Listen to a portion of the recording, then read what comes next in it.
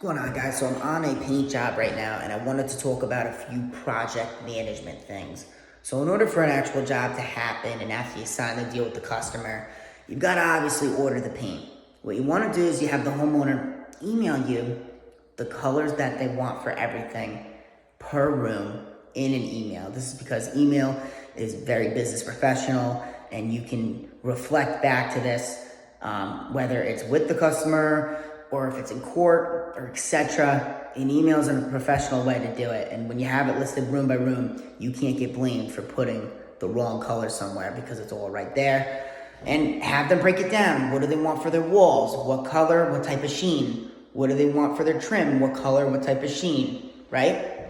Ceiling. A lot of times these three things have different sheens.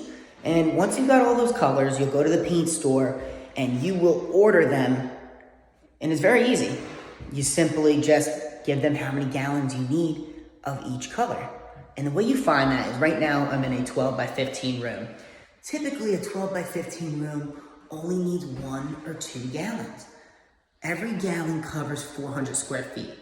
So if I look at that wall over there, that's a little less than 100. That's a little less than 100, or actually about 100 square feet. This is about 100 square feet, and that's the rest of it. So this room would only need a gallon and a half max for the walls for 1 coat. If you need 2 coats of finished paint, you'll multiply that by 2. So if you're doing tint and primer in 1 coat, the amount of gallonage needed for the primer is gonna be same if you're only doing 1 finished coat. So if you need 2 gallons in this room of primer, you're gonna need 2 gallons of finished coat.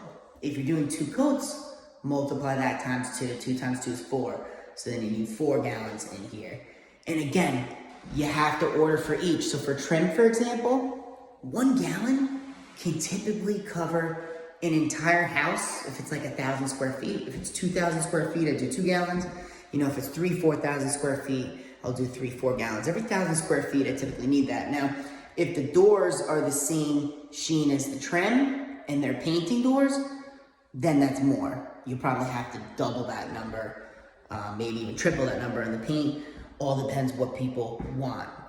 Each door is about, more or less 50 square feet front or back. So if you got 8 doors, it's gonna be 1 gallon.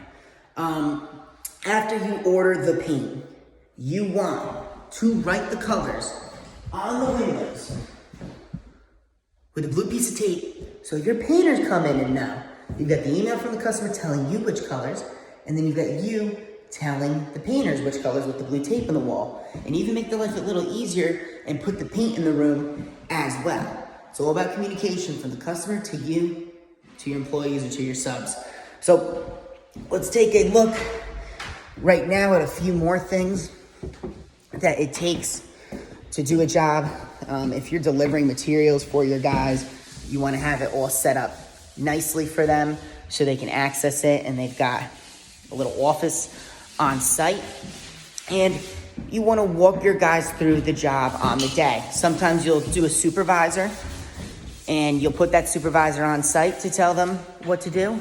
A lot of times the salesman, when they're selling it, they'll bring an assistant, which is that supervisor. That way the salesman can continue selling, and the supervisor can just walk them through the job. And once you order the paint, you put the paint in all the rooms.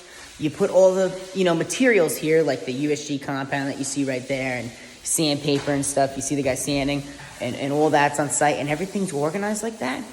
You can just let the guys go. I mean, that's all it really takes to project manage a paint job. So those are just a few different tips right here to make it happen. And we will continue soon.